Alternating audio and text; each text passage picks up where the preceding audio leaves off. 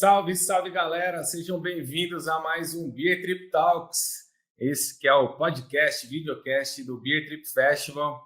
E a ideia aqui é trocar ideias sobre, trocar ideia, né? A ideia é trocar ficha e conversar com uma galera do meio cervejeiro, principalmente do interior de São Paulo, para a gente saber de curiosidades, histórias, enfim. E, obviamente, trazer aqui para vocês muita informação e agregar muito valor a esse ecossistema, né, incrível que é o ecossistema da cerveja artesanal, principalmente no interior de São Paulo, que é onde nós estamos inseridos.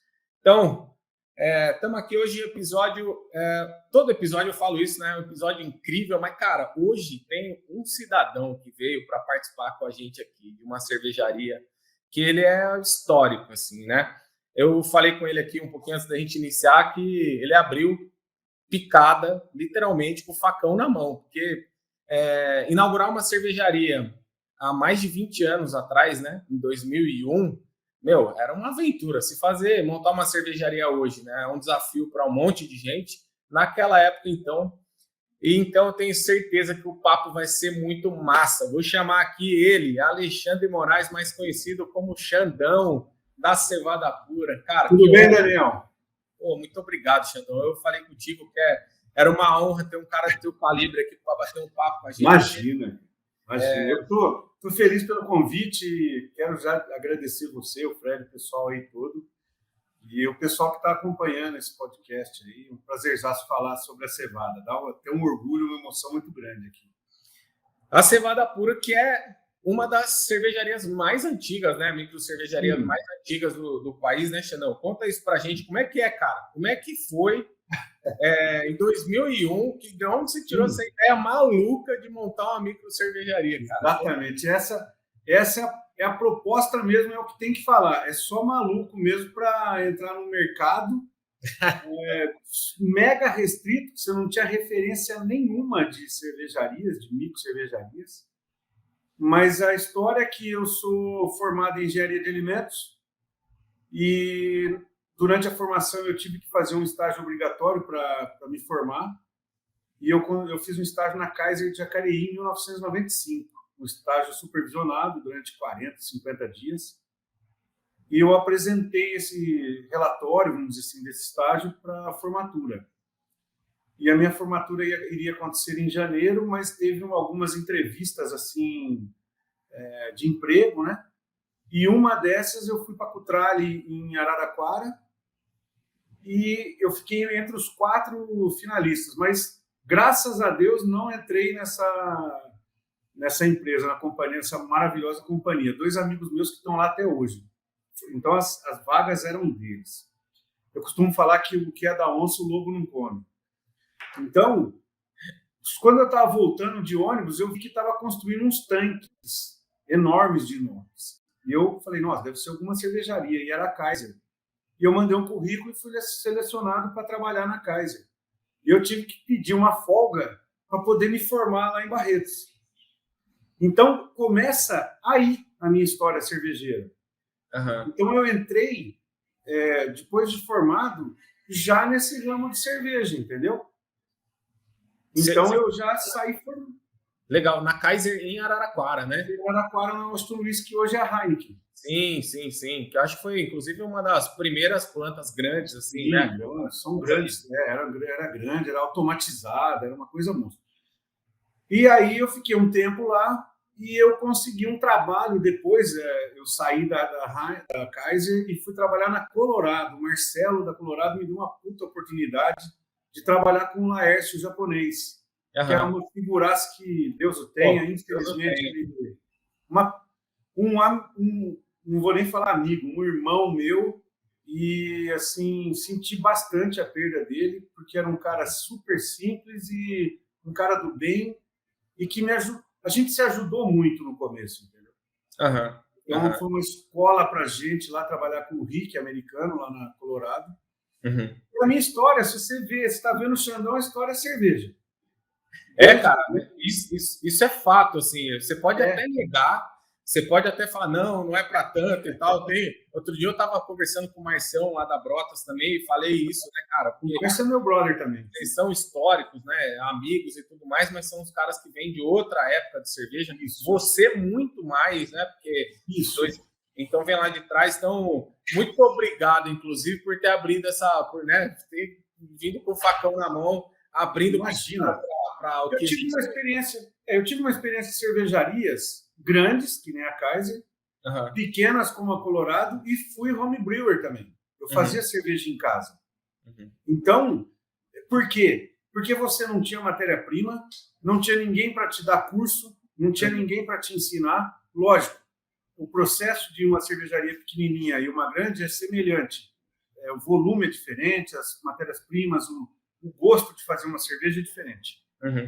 Então, eu acho que a vida profissional me proporcionou a saber tudo que eu sei hoje sobre cerveja. Não só fazer na panela, como fazer numa panela de 20, de 30 litros, 50 litros, mas numa de 5 mil e numa grande que fazia 20 milhões de litros por mês. Caramba. Então, eu tenho uma bagagem legal que, assim, me proporcionou entrar nesse meio. Então, isso ajudou a ter confiança para montar um negócio. Então, com todas essas... Eu trabalhei em outras cervejarias, médio porte, pequeno porte, tudo mais. Mas nunca deixei de fazer aquilo que sempre me agradou. Fazer a coisa bem feita. Um produto bom, um produto de qualidade e sempre tentar oferecer o melhor. Essa é a filosofia do meu trabalho. Outra coisa, eu sempre coloquei a cevada pura no topo da linha, no topo da minha vida. Minha marca, eu acho que eu sempre valorizei essa marca e ela combina comigo, entendeu? Então, isso foi o começo. E eu prezo isso muito aqui, falo para todo mundo aqui, meus colaboradores, meus parceiros aqui, que é uma honra quem trabalha na Cevada, porque a Cevada tem história. Cara, demais, né? Eu acho que para gente que é entusiasta, eu, por exemplo, sou super entusiasta, cervejeiro caseiro no máximo aí, né? Mas entusiasta da história. Eu acho que ter pessoas como você aqui próximas e super acessíveis, né? Porque, galera, se vocês não conhecem, eu já estive lá na Cevada uma vez, eu já estava lá por um acaso, a gente acabou trocando uma ideia, mostrou como é que estava fazendo, na época até estava uma baita operação lá para ajudar o Marcelo do Colorado. Isso. E assim, eu acho que é importante isso, cara, porque ajuda a inspirar, né, pessoas que estão aí trabalhando ou que estão talvez numa dúvida de processo, porque o caminho ele é árduo, né, Alexandre? Ainda mais no Brasil, que é um país totalmente de estabilidade e para várias coisas, principalmente trabalhando com insumos importados em sua maioria. Conta pra gente, cara, porque assim, beleza, você criou ali uma casca e teve uns caras muito bons. E, pô, você falou do Laércio, eu fiquei até emocionado aqui, porque é outro cara incrível da história artesanal no Brasil. Mas, beleza. E aí você criou coragem em 2001, você inaugurou a primeira a Cevada. Como é que foi daí, cara, para frente? Na verdade, é um sonho. Então, quando a gente fala sonho, o cara fala, pô, mas sonhar e tal... Mas eu sou assim, eu penso e acho que vai dar certo e pronto. Vamos trabalhar faca nos dentes e vamos embora. E foi uma... A gente começou com 4 sócios, né? E hoje eu estou sozinho desde 2016, se eu não me engano. 2016, maio de 2016. Mas sempre, independente de como era, eu sempre cuidei como se fosse meu, tá certo? É o meu filho que está com 22 anos agora, que vai fazer agora em setembro. Então, como eu te falei antes, a gente... Bom, vamos montar uma cervejaria, tá certo? Mas vamos buscar referência. Entende? Vamos fazer receita. Entende? Matéria-prima, restrita. Importador? Não. Então, você tinha acesso... A gente começou a fazer o Pilsen, puro malte sem filtrar. O pessoal chegava aqui e falava assim, cara, minha referência é Skol em lata. De 10, 11 falava isso. Aí uns pegavam o chopp, como era turvo, falava assim, cara, você está fazendo com a água do Rio de Piracicaba. Não, então porque não tinha referência de cerveja artesanal. Uhum. A gente fazia a de trigo, que trigo tinha acesso ao malte de trigo aqui, e o malte e a stout, que era a cerveja escura. Só que nisso eu fui fazendo também as experiências de algumas cervejas com alguns... Porque lúpulo era pouco. Não tinha muito lúpulo, assim, variedade. Você tinha praticamente lúpulo de Pilsen. Então a gente tinha que trabalhar. Ao mesmo tempo, tendo que provar que a gente fazia um produto bom, porque uma coisa era relacionar microcervejaria com microcervejaria, que não existia. Outra coisa é você comprar o teu chopp, o teu produto artesanal, sem qualquer ingrediente químico, com Skol, Brahma, Antártica, lá atrás, 22 anos atrás. Então era muito difícil, você não tinha referência.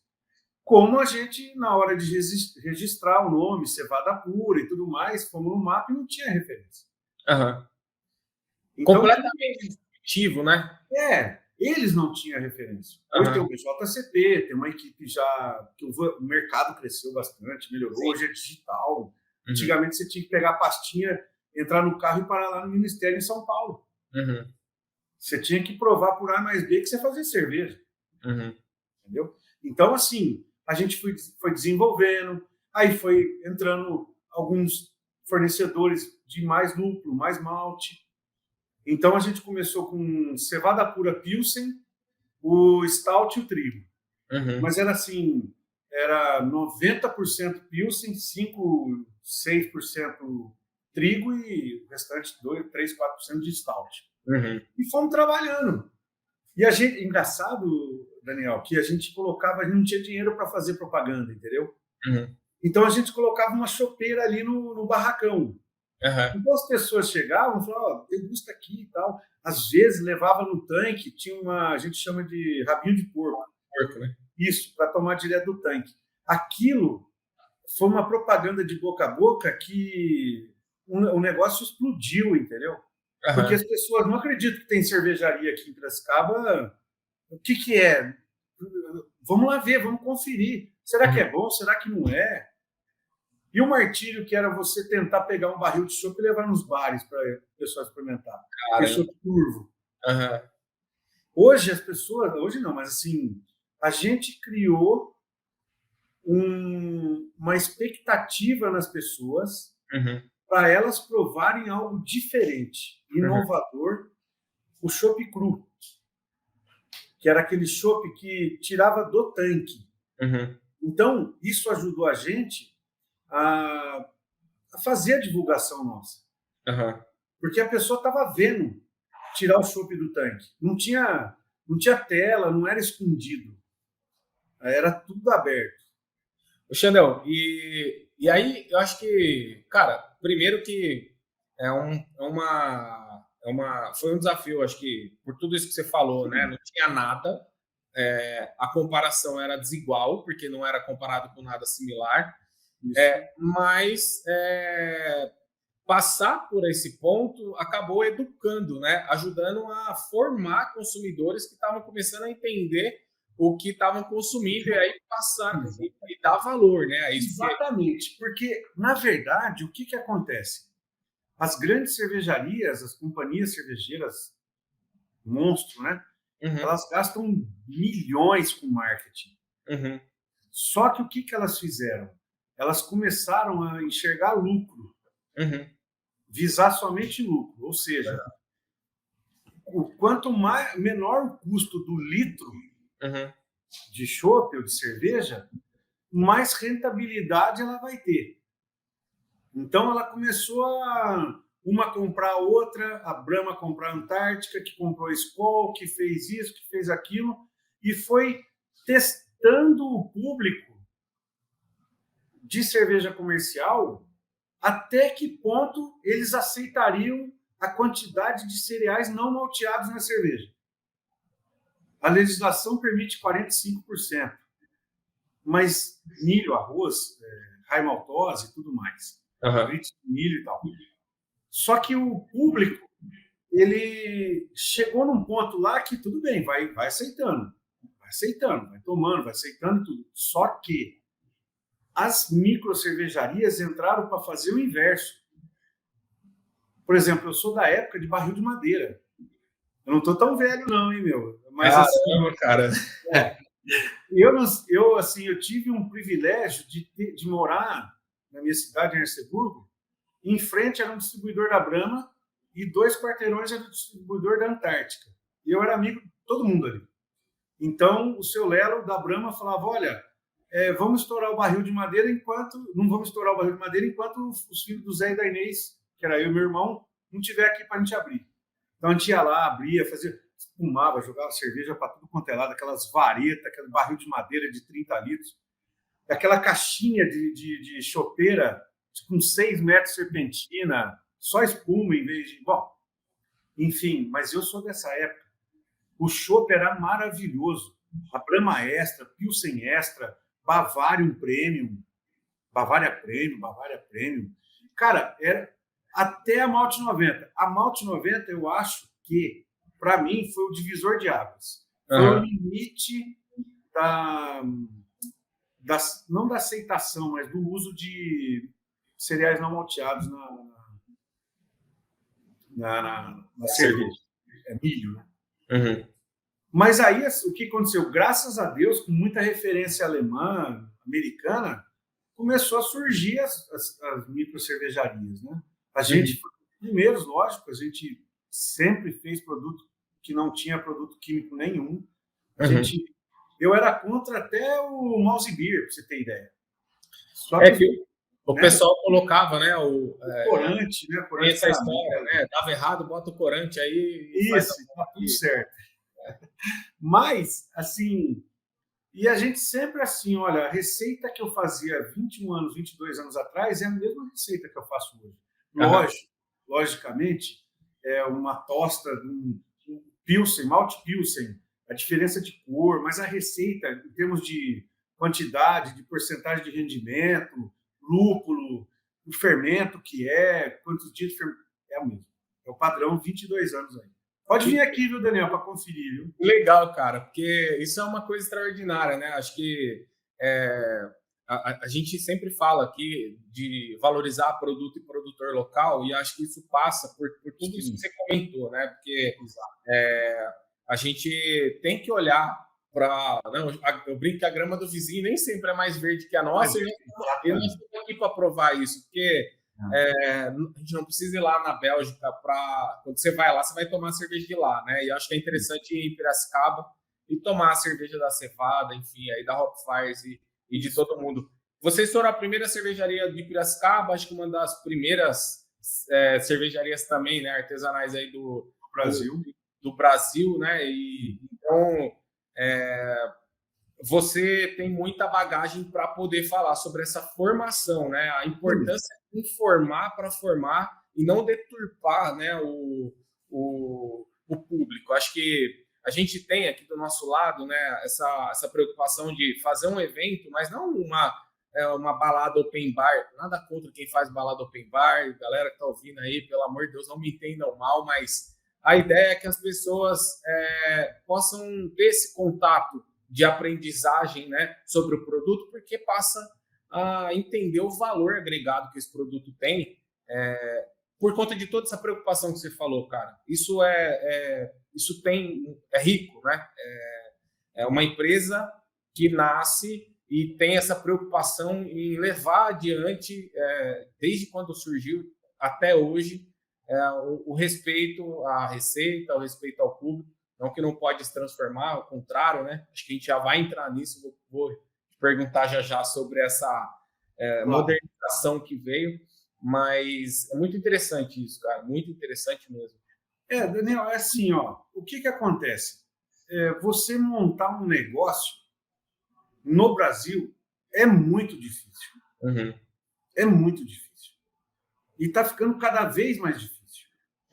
Você montar um negócio com alguma filosofia de trabalho que não seja fazer um produto bom e se reinventar a todo momento, a todo instante, você fica para trás e fecha. Então, você tem que ser... Por exemplo, cara, no nosso portfólio, a gente tem hoje quase 50 estilos de cerveja que a gente já fez na cevada. Que a gente faz alguns, mantém alguns fixos de linha e mantém alguns sazonais. E quando surgiu a oportunidade da gente comprar uma marca, que foi a Hop Flyers, 4 anos atrás, eu relutei muito em comprar, mas como eu sou muito amigo do Samuca, foi uma coisa bacana para dar vida longa para Hop Flyers. Isso. E ele confiou confiou em mim, na minha pessoa, de ter a marca que ele criou. E honestamente, eu falei, Samuca, a Hop Flyers tem a sua cara. Ele falou, Xandão, mas você vai cuidar tão bem quanto eu da Hop Flyers. Então foi por isso que foi feita essa junção, essa compra. Eu falo que é dele também, entendeu? Sim, sim. Então, a gente põe carinho na marca, a gente põe carinho nos produtos, a gente troca umas ideias e tal, conversa. A marca, eu tenho assim, eu vislumbrei essa marca muito, assim, vislumbro ela muito. Você vai ouvir muito da Hop Flyers. É que nós estamos vindo aí de uma pandemia que deu um tropeço assim em algumas coisas, mas que uma empresa como a Cevada, ela resistiu, ela foi estava bem estruturada, graças a Deus. Hoje a gente tem uma estruturação muito boa, passamos a pandemia com dificuldades, com certeza. Não vou dizer que a gente não sofremos bastante, mas assim, a gente recuperou, graças a Deus, teve uma recuperação muito boa, muito, muito satisfatória. E com a ajuda de todo mundo que trabalhou aqui, que trabalha aqui na Cevada, porque você pode vir um dia aqui, você vai ver, as pessoas trabalham porque amam a cevada pura. A camisa é uma segunda pele, não estou falando bobagem, estou falando verdade. Pode vir aqui que você vai ver um ambiente super bacana, entendeu? E porque todo mundo entrou na minha vibe, quer sempre tentar fazer o melhor. Essa é a melhor parte, entendeu? E outra, uma coisa é você ganhar, a outra coisa é você conquistar. A conquista, Daniel, posso falar para você e todo mundo está ouvindo, o sabor é indescritível. Não tem jeito. Você ganhei. Beleza, ó, ganhei o telefone aqui, agora compra para você ver. Cara, com certeza.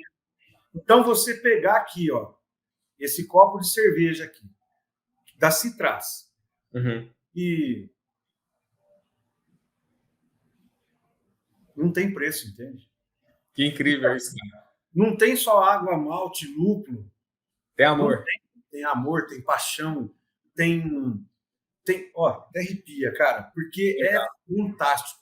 Eu tenho isso aí depois de 22 anos. E quero ter isso aqui por mais 22, sei lá quanto tempo, entendeu?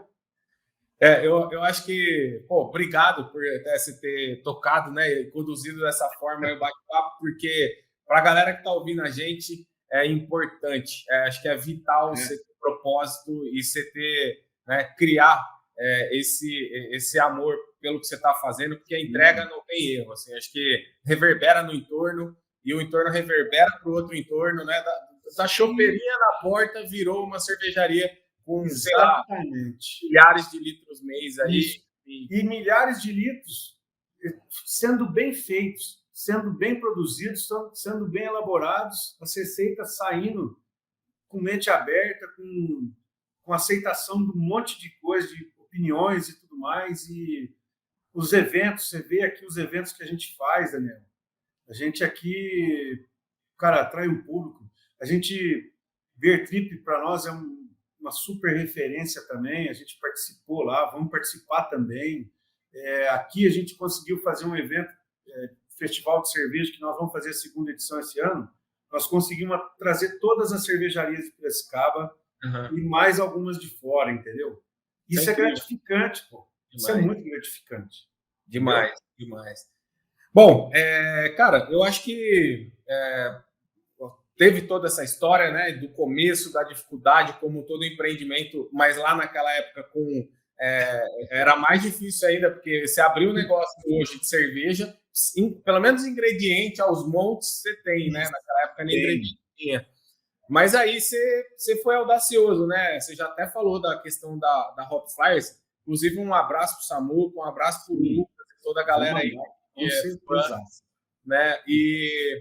Mas, assim, eu acho que você foi disruptivo também em outras coisas. E hoje, talvez a Cevada Pura tem, por conta própria, uma das maiores cadeias de distribuição do país, né? Você vai em diversos lugares do país, tem Cevada Pura. Sim.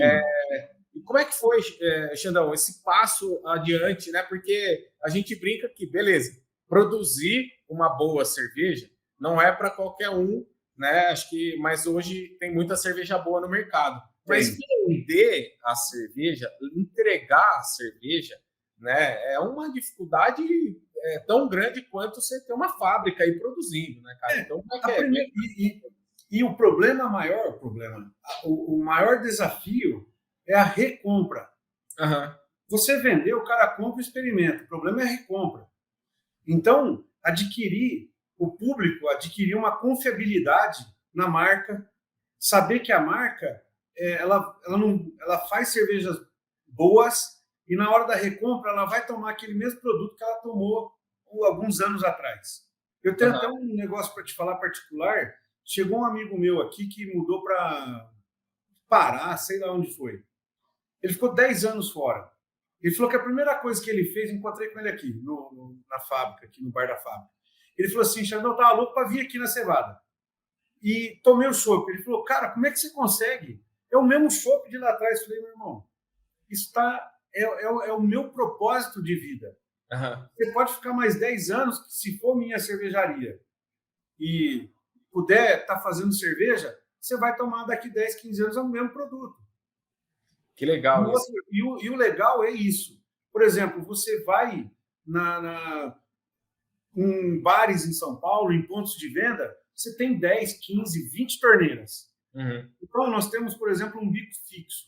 Então, as pessoas vão lá e sabem que a cevada vai ser daquele jeito. A Red Ale, a American IPA. A American IPA é referência. Hoje, se você perguntar da cerveja, lógico, essa aqui, ó. Essa aqui. Essa hoje é uma cerveja referência, uma American IPA que as pessoas chegam aqui e falam, não é possível, cara. Você não tem como. Então, o que acontece? Você primeiro, você tem que produzir. São duas coisas distintas. Uma é produção, outra é venda. Só que a venda, você não está vendendo uma caixa de fósforo, você não está vendendo caixão, você está vendendo coisa para alegria. Para desfrutar de coisa boa, um bate-papo legal numa mesa, num boteco, num bar na sua casa, um churrasco. Você não está num velório, bicho. Então, parte daí. Então, o vendedor de cerveja ele tem que entender que ele está levando felicidade para casa. Primeira coisa. Então, imagina você pegar, você convida todo mundo para cerveja azeda, cerveja ácida, cerveja oxidada, sabe aquele, né? Então, a cevada pura, no meu comando, ela tem que ser a melhor. Pode não ser, entendeu? Tô falando assim, eu trabalho para ser a melhor. É o propósito, né? É um propósito. Agora, por exemplo, eu tenho 5 bicos da Hop Flyers e 12 da cevada. A pessoa, eu gosto de ficar lá no bar, sabia? No balcão, atendendo, porque eu quero ouvir as pessoas, eu quero... Você quer experimentar alguma cerveja? Nossa, que cerveja que você tem? Falei, qual que é o teu estilo preferido? Eu não gosto de amargo, hein? Quer dizer, a pessoa ainda tem isso. Tem. Porque a cerveja artesanal, ela oferece uma gama de sentidos, de sentimentos, estilos gigante. Sim. Vinho é vinho tinto, branco, rosé, algumas uvas, mas a cerveja não. A cerveja é infindável os estilos de cerveja. Então, você tem que fazer dentro do estilo com a tua personalidade. A cerveja de trigo está dentro do estilo BJCP, só que com a minha personalidade. A Stout, a American IPA, a Tropical, a Citras que eu estou tomando, que é uma puta hop lager animal. Entendeu? Então, aí fica fácil para o vendedor, né? Mas, cara, eu acho que, óbvio, né, o produto facilita muito, mas é um desafio. E aí vocês tiveram também, há um tempo atrás, né, o start de levar a cevada para outros, fazer com que a cevada fosse negócio para outras pessoas também, né? Sim. Abrindo a história das franquias Sim. e outras lojas. Então, hoje tem cevada pura em algumas cidades por aí, né? Muitas cidades aqui da região. E como é que é isso, cara? Como é que é? E tem uma história também, eu não sei se isso eu talvez esteja falando uma besteira aqui, tá? E me perdoe por isso. Mas a cevada chegou, inclusive, a abrir planta no Nordeste. Maceió. Em Maceió. Então não estou falando besteira. Não. Foi um projeto bacana pra caramba. E, assim, é uma coisa legal que eu, por exemplo, sou um cara que nenhum negócio é perdido, desde que não seja bom para nenhuma das partes. Sim.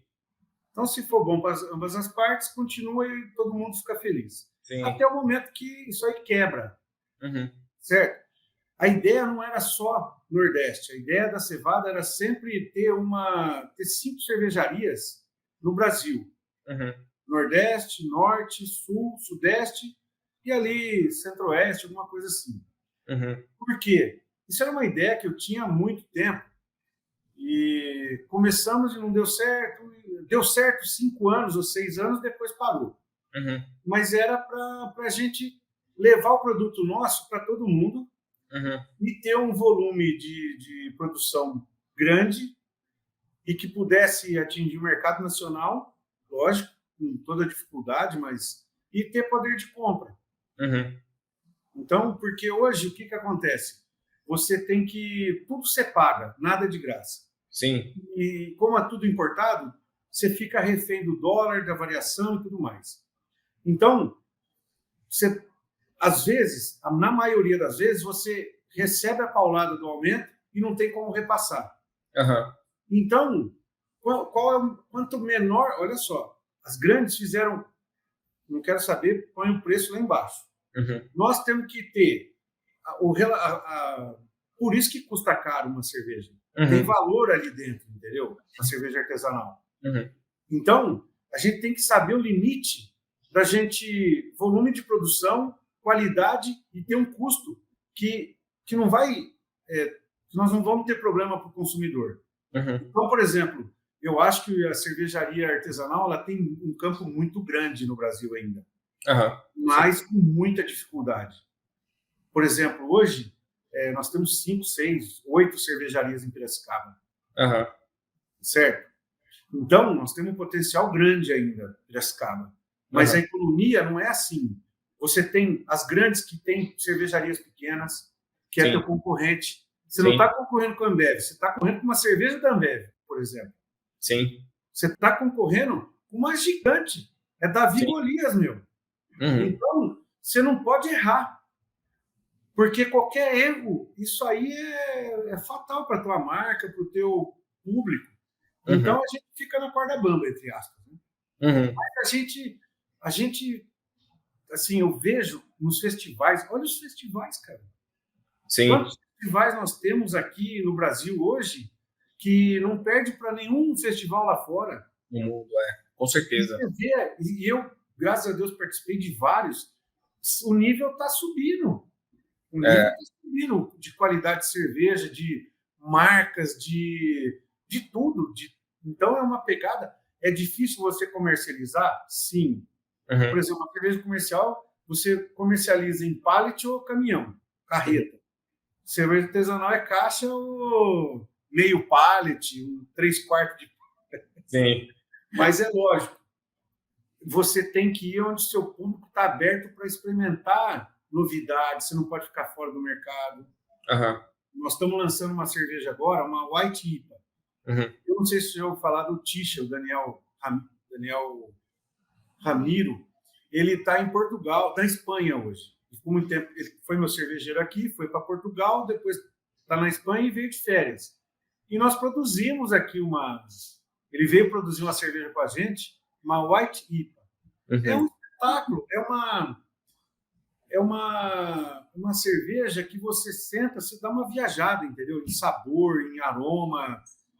Então, é um estilo que eu não sei nem se tem no JCP, foi uma criação nova, tem, né? Então, BJCP. Mas é uma cerveja que você não vê em qualquer lugar. As grandes vão fazer isso, entendeu? Sim, com certeza. Eu acho que essa flexibilidade, né, cara, da microcervejaria, e ainda mais nós aqui, né? O Brasil é um lugar privilegiado, porque eu tava... inclusive, a própria Hop Flyers, né, faz cervejas com frutas, uma coisa, assim, que é incrível, e tem a criatividade do brasileiro também, né? Então, junta ingrediente, a liberdade de poder brincar um pouco com essa mistura de ingredientes. O que você falou, isso é o que você falou, é o que a gente não tinha lá atrás. Não tinha. A gente era refém. A gente era refém de Pilsen, trigo, stout. Aí a gente foi variando. Eu fazia os testes nas panelas. Então, fiz muita merda, entendeu? Desculpa o palavrão aí. Mas assim, é verdade, cara. Você vai fazer um teste, você está testando, entendeu? Sim. Mas eu fiz cerveja lá que o pessoal falava, cara, isso aqui é coisa que você tem que fazer, meu. Porque é uma puta cerveja bacana, entendeu? Então, uma coisa é você pensar numa cerveja artesanal e uma coisa é pensar em comercial. Sim. Por isso que as grandes estão entrando, vislumbraram o mercado também. Certo? Sim. Porque está crescendo. E o mercado de cerveja artesanal não vai parar de crescer. Não vai. Tem muito espaço ainda, né, cara? Ele já tem um passo grande. Porque você tem vários detalhes que você tem que estar atento, né? Por exemplo, uma pandemia. Eu conheço um monte de cervejaria, né, que, nossa, se perderam e tudo mais. Mas por exemplo, nós não podemos, assim, na cevada, ela se reinventa, né? Ela mantém a marca, tudo, ela está com a produção legal, mas você acha que a gente não trabalha? Eu trabalho todos os dias aqui, cara. Sim. E então, isso é uma coisa que é importante aí, para a galera que está ouvindo e quer empreender.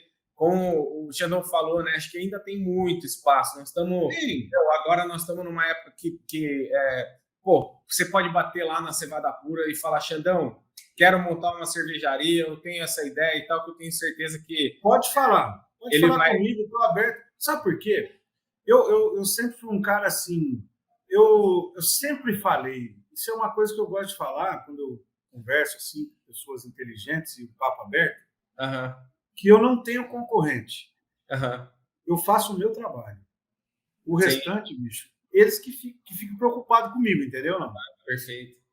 Então, a minha obrigação é tentar fazer o melhor para o público. Aí, questão de gosto, questão de momento e tal. Para a Cevada Pura conseguir reunir o ano passado todas as cervejarias de Piracicaba, é porque a Cevada Pura é referência realmente. E acho que isso é uma coisa que tem que ser cada vez mais fomentada no ecossistema da cerveja artesanal, porque tá todo mundo no mesmo barco, né? Acho que isso é para somar, não é para dividir. Tem muito espaço. É legal tomar a cerveja dos outros também. E o volume, né, meu? Sim. O volume é uma coisa assim que a gente não fabrica milhões de litros. Sim. Entendeu? Então, não precisa desesperar. Tem mercado para todo mundo, cara. Com certeza. O conselho que eu dou é assim, faça bem feito. Senão, não faça. É isso. Entendeu? Acho que 22 anos nessa sequência aí. Galera, 22 anos de história aqui na nossa frente aí, para você que não está vendo e está escutando. Esse cara é um cara incrível. Quando for em Piracicaba, dá um pulo lá na Cevada Pura. Prazerzaço, viu, Daniel? Essa eu não sabia. Ele tá sempre, ainda serve lá, viu? Tá no bar. O dia que você vier aqui, Daniel, eu vou te servir lá no fundo da fábrica com o rabinho de porco. Aí, ó, isso aí é para pouco. Não tem problema lá, hein? Lá tem um problema. O chopp não acaba ali. Tem litro pra caramba ali, viu, meu? Perigo, que perigo isso. Mas, galera, Xandão, acho que obrigado, cara. A gente até esticou um pouquinho a mais, porque quando o papo é bom, a gente vai adiante. Fiquei muito feliz de você ter participado, né, com a gente aqui do Beer Trip Talks, porque a ideia é justamente essa, trazer histórias, pessoas que inspiram pessoas, não só pela cerveja, mas acho que a cerveja é nosso tema, então inspiram e ainda com cerveja é muito melhor, né? O Xandão, um ícone aí da história da cerveja artesanal do Brasil, com certeza. Então, muito obrigado. Bom, galera que está ouvindo a gente e que está nos assistindo, @Cevada Pura, tem tudo lá. A galera da Cevada é super ágil, inclusive, se quiser mandar uma mensagem Instagram, Facebook, enfim, todos os canais deles, né? Entra lá, cevadapura.com.br também, para saber mais informações. Você que está ouvindo a gente aí, quer abrir uma franquia de uma cervejaria foda, aí, ó. Entre em contato, fala com o Xandão, fala com a equipe dele lá, os caras têm uma estrutura incrível para você empreender com cerveja, né? E com produtos sensacionais. É isso. Maravilha, Daniel. Muito obrigado pelo convite. Fiquei muito feliz, honrado de participar. Fica o convite para você e para a galera que está ouvindo a gente aí, para vir aqui no nosso evento, acompanha na mídia, né? Vai ter, cara, 22 anos. Que isso. É para 16 de setembro, ó. Até esfregar a mãozinha aqui. Hein? E vários eventos aí, tá bom? Anota na agenda. Nas ordens. Boa. Obrigado pela oportunidade. Não, que isso, cara. A gente que agradece. Foi incrível.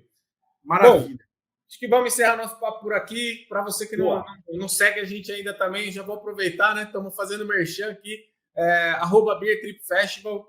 Aparece no Beer Trip, que tem também Cevada Pura por lá. Tem Hop Flyers. Enfim, você já vai poder saber que o Xandão não está mentindo aqui quando ele está falando que é só cerveja foda.